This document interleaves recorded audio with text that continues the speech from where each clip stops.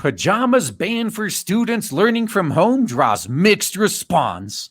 Whether taking classes online or in person, public school students in Springfield, Illinois must follow the dress code of the building, and so no pajama pants, a district administrator said. These power-tripping busybodies can just never let go. I can imagine the type of person that forced this through, because every workplace has these. I remember when I worked for the big defense contractor, there was always someone agitating in the anonymous tip box about dress codes. It's like, oh my God, you guys need to be stricter with the dress codes. Like, oh, my dress code, my dress code, my dress code. And one day they had an all hands meeting. This is one of the few times I've ever seen the management in that company do anything right. During the all hands meeting, they were going through some of the anonymous tip box suggestions, and one of them, of course, or rather, they got to the first of a million dress code ones, and the manager said, all right, we seem to be getting a lot of these in our little tip box. Raise your hand if you actually give a fuck about the dress code. 3 people raised their hand out of 200.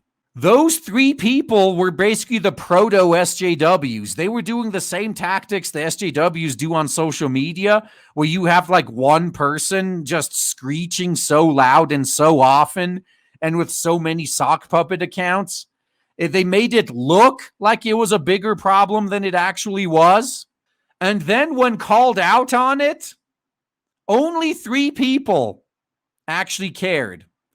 And that was the day all the dress code bullshit died in that department. Because it was painfully obvious that the vast majority of people could not care less, and the 3 whiny bitches were told to shut the fuck up.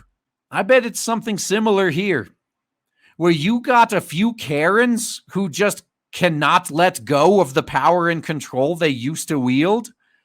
But even among the school staff, the vast majority are probably rolling their eyes. And honestly, if I was a teacher, I would just say, oh, sure, I'm obligated to tell you about this dress code, but wink, wink, nudge, nudge. I mean, I'm not looking below your shirt anyway. I don't care what pants you wear. Although while we're on the topic of dress codes, another funny thing I noticed was the dress codes only applied to men. Because I was at that same company. I actually got a talking to from one of those 3 Karens because my socks didn't match my pants. And that was an emergency to them. Meanwhile, most of the women in the office dressed like hookers. That's no problem. But I had to have dress pants, a button-up shirt, a tie. My socks had to perfectly match my pants. They couldn't even be one shade off. And they wondered why I didn't take them seriously. True story, by the way. I'm not even exaggerating that. That was probably one of the funniest things I was ever called into a meeting for. That should give you an indication of how useless these people's jobs were. Where their biggest concern of the day was my socks didn't match my pants. Well, what if a customer comes in and they see you like that? Well, what if a customer comes in and they see we got hookers employed here? Here's the biggest point of irony here. This Karen was a man. Well, a biological male who identified as a man, but there was nothing masculine about this individual at all, so I have my doubts. Now, students in one central Illinois district are barred from wearing pajamas while taking online classes, with indoctrination officials there saying sleepwear is not acceptable school apparel. This literally is just a power trip. That's all this is. They want to make sure that both the kids and the parents know we still have control over you, even in your own home. This is the part where the parents should just pull their kids out of the school. No, the Springfield Public School Board of Indoctrination this week approved the district's new student handbook, which included language that applies in-person dress codes to remote instruction. Online students will be dressed according to the dress code, the handbook states. Hats, caps, bandanas, hoods of any type, sweatbands, sunglasses, pajama pants, slippers, or shoes with wheels attached to the bottom shall not be worn in the building, according to the boilerplate language. Dude, I'd be wearing rollerblades while I'm sitting there for my online class. The fuck are you going to do about it, bitch? How would you even know? The students are also being told to get out of bed, sit at a table, and look directly into the camera during online classes. Yeah, they know that their control over their captive audience is slipping. So this literally is just a power trip. They have to assert their dominance and power in some way, or else their captive audience will realize what bullshit this is. We don't need students in pajamas and all those other things while on their Zoom conference. The director of school support, Jason Wind, told the school board members this week. In our regular student dress code, it actually states that pajama pants and so forth are not acceptable school apparel. So this remote learning information that we put in with the students' rights and responsibilities that will fall back under the dress code, they must follow the dress code of the building, and so no pajama pants. When will the parents finally realize exactly how worthless these indoctrination systems are? When will they realize that this is blatant evil, what's going on here? They're blurring the lines for these kids for rules to apply in their own homes, part of the conditioning. Oh, yeah? You're going to be a good little sheep even in your own home when we're not watching. The district, which 14,000 pre-kindergarten through 12th grade students on 33 campuses, I think that should have been with. God dang, nothing but crap news. Is scheduled to begin fall instruction on August 31st under a hybrid model of 2 days in school buildings and 3 days online each week. Parents will have the option of full-time remote indoctrination. I'd take that. Some parents question the need for the at-home dress code. Don't like it? Homeschool. Fucking seriously. These kids are basically held prisoner in these indoctrination centers for 6, 7, 8 hours a day. And where they only learn like half an hour to an hour's worth of material. Everything else is social conditioning. I learned this myself through personal experience when I got in-school suspension. I had 4 classes that day, and the office staff went around and collected all the assignments for the day from my teachers. I finished them within an hour. And then I just twiddled my thumbs for the remaining, 7 hours? If only I was being homeschooled, my 7-8 hour school day combined with the half-hour long bus ride each way could be reduced to just 1 hour. I would have all that extra time to do what I want. Now, parents, you could easily sell this idea to your kids. Think about it. Like, hey, if you actually behave yourself and do the work and pass the tests like you're supposed to, I will homeschool you, and you only have to do school 1 hour a day instead of 8. If you can keep up with the tests, you can do that. Once you start slipping, though, I'm sending you back to the indoctrination center. Most kids will find no problems getting that hour of bullshit out of the way to get another 7 hours of their lives back.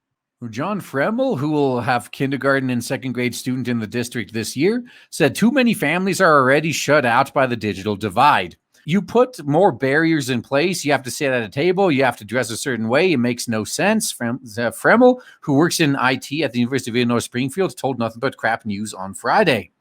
We have to meet families where they are and not put up more restrictions. Oh, dude, yes. This is probably one of the best ways to fight back, actually. Oh, my God. So just spin this as minorities most affected. You realize how much of a burden this is putting on poor families? Dude, brilliant. But school board member Judith Ann Johnson said she's received no pushback from parents over the no pajama rule. Take the fucking hint, parents. Time to start the pushback.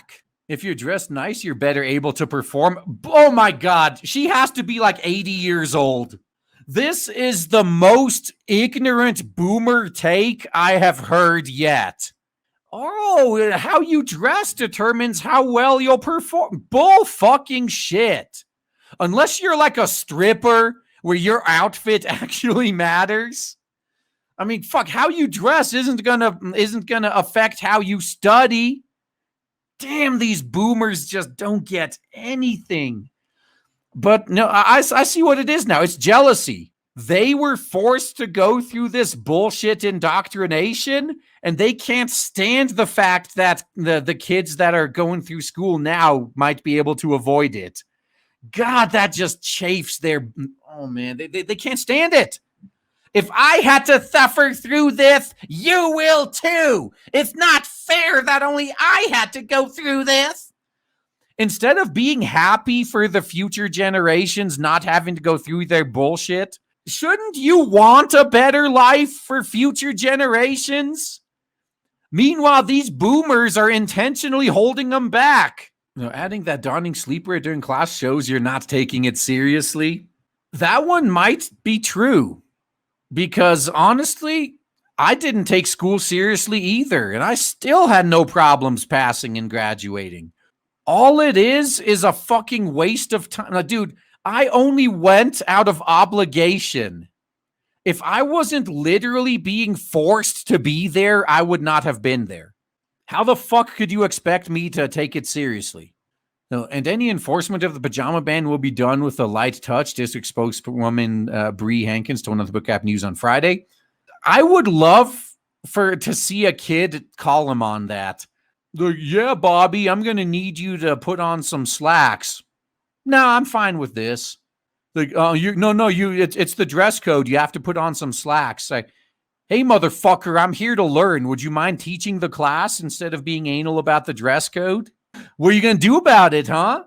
Our hope is that students approach remote learning as they would in a classroom setting to the extent possible given each student's individual circumstances. However, we understand the interpretation of the dress code in a remote learning environment will differ than in a normal school setting.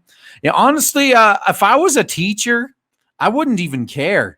It is understandable that during remote learning, our dress code will be flexible. We do not intend to be punitive or prescribe what students wear at home during remote learning, especially in this period of uncertainty and adjustment for students, families, and staff. If there's a specific concern as it relates to the dress code, we will address it individually with the student and their family. What that translates to is we put this policy in place to shut up the three Karens that can't let the dress code go. But the other 197 teachers are not going to care. So that's a good sign if that's the case. Oh man, I am so excited to tell you guys right now that finally, after about a year of build-up and shilling, we have launched Blade Devil on Indiegogo, and so far it is doing so well thanks to awesome people like you. If you haven't backed it yet, then please check the links in the description and check out Blade Devil on Indiegogo. You will not be disappointed. Looking forward to seeing you there.